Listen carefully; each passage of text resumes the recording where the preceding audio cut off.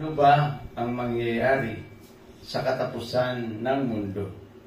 Tunghayan natin ang mensahe at salita ng Diyos ngayong umaga para makita natin at maliwanagan tayo. Tayo pong lahat na nasa TikTok, nasa Facebook at nasa YouTube, nasa Reels, ay magsama po kayo ngayong umaga upang talakayin natin ano ba ang mangyayari sa katapusan ng mundo. Tayo manalangin. Panginoong Diyos na makapangyarihan, ako na iyong lingkod, puspusin mo ng iyong Santong Espiritu at patawarin sa aking mga kasalanan. Kung mayroon kang nakita sa aking puso na karumihan, pag-iisip, alisin mo ito sa akin at palitan mo ito ng kabanalan upang muling maihayag ang iyong mga salita at mayroong kapangyarihan na nagmumula sa inyo.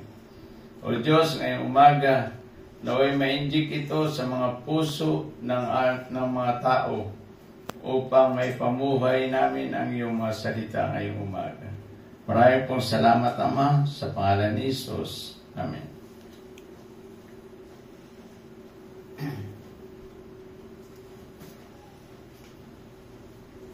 What happens at the end of the world? Ano ba ang mangyayari sa katapusan ng mundo?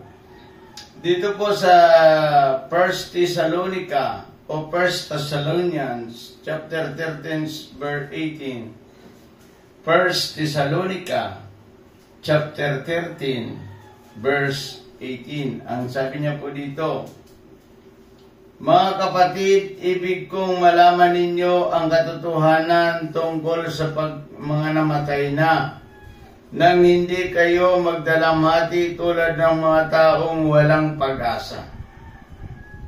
Naniniwala tayong si Jesus ay namatay at muling nabuhay.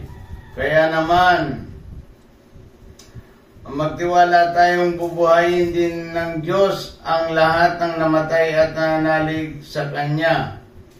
Ito ang aral ng Panginoon na sinasabi namin sa inyo. Pagparito ng Panginoon, tayong mga buhay ay hindi muna mauuna sa mga namatay na. Sa araw na yaon, kasabay ng malakas na utos at tinig ng arkanghel at tunog ng trumpeta ng Diyos, bababa ang Panginoon mula sa langit. Bubuhayin muna ang mga namatay at nananalig kay Kristo. Pagkatapos tayong mga buhay pa'y titipunin sa alapaap at itasama at babaguhin at sasalubungin sa papawirin ang Panginoon. Sa gayoy, makakapiling niya tayo magpakailanman. Kaya nga, mga kaaliwan kayo sa pamamagitan ng mga aral na ito. Purihin natin ang Panginoong Diyos. Bago magtapos ang mundo, yung tinatawag nating paghukom, ay magkakaroon muna dito ng rapture sa panahon natin ngayon. Kukunin yung mga taong sumampalataya kay Kristo. Dito sa unang Thessalonica chapter 4 verse 13 to 18. Ang mga pagdating ng Panginoong Diyos, pagtunog ng trumpeta sa kalangitan, ay tutunog ang pakakak ng Diyos at sasabihin niya at marinig ng lahat ng tao na ang Panginoong Jesucristo ay darating. Subalit hindi ito maririnig ng mga taong hindi sumasampalataya o hindi nagsuko ng buhay sa Diyos. Kasi doon sa Mateo chapter 24, mayroon doon mga taong naiwan. Hindi niya ito maririnig. Yung mga taong kasama mo sa pagtulog, kasama mo sa pagtrabaho, kung hindi siya kumilala kay Kristo, hindi niya ito maririnig. Ngayon, ang makakarinig lamang nito, yung tunog ng trumpeta at panawagan ng anghel ng Diyos sa langit. At pagtunog ng trumpeta, darating ang Panginoong Jesucristo, makikita natin sa alapaap. Una niyang gagawin, bubuhayin niya ang mga patay. Mga patay na nananalig kay Kristo. sa lakas ng tunog ng trumpeta, nasaan man siya namatay, kung siya nasa kalaliman ng dagat namatay, ay siya po ay bubuhayin ng ating Diyos. Marinig niya ito at babalitan siya ng katawang panlangit.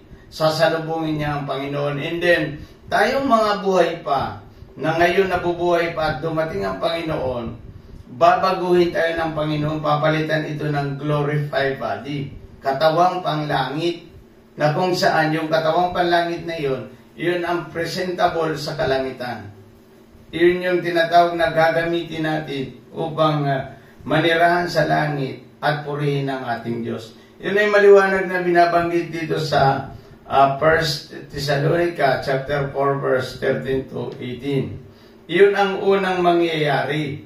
Pangalawa, bago mangyari ang lahat ng mga bagay, ay magra-rapture muna, kukunin. Kaya pinaghahanda tayo na ang mga kasama doon, yung mga nagsisi, tumalikod sa kasalanan, at tinanggap si Jesucristo bilang Panginoon na tagapagligtas, at naisulat ang kanyang pangalan sa aklat ng buhay, iyon lamang ang makakasama doon sa pagtawag ng Panginoon. Malapit nang dumating ang Panginoon. Ngayon, una, ay sa pagtawag ng Panginoong Jesucristo, pag tayo ay nasa kalangitan na, magkakaroon dito ng Great Tribulation. Yung tinatawag nating malaking kapighatian o malaking labanan.